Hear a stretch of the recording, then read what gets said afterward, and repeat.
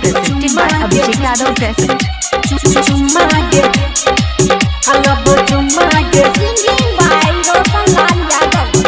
जब धरबो या कावाद तोई दबा बादम बाद चुम्मा गे छौरी चुम्मा गे हलबो चुम्मा गे हद दे चुम्मा गे जब धरबो या कावाद तोई दबा बादम बाद चुम्मा गे छौरी चुम्मा गे हद दे चुम्मा गे हलबो चुम्मा गे जब होय तो हमर खाद जब होय तो हमर खाद तोरा लेबो बादम बाद चुम्मा गे छौरी चुम्मा गे हद दे चुम्मा गे Presented by Supriya Music.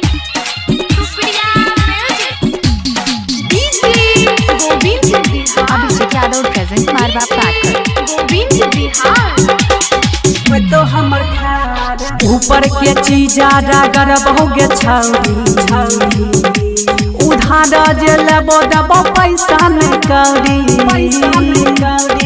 ऊपर के चीजा रागर बहुगे छौरी उधार जे लेबो देबो पैसा नहीं कौड़ी जब होय तो हमर खाद जब होय तो हमर खाद तोरा लेबो बादम बाद चुम्मा गे छौरी चुम्मा गे हद दे चुम्मा गे DJ Govind Bihar.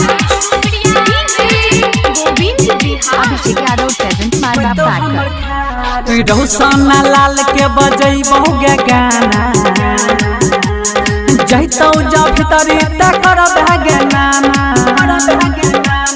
Writer Rahul लिखल कहोगे गाना जहितो जा भीतरी तकर भागे नाना रमेश दीपक मनीषा रमेश दीपक मनीष तोरा कदम बेकार चुम्मा गे हद में चुम्मा गे हलबो चुम्मा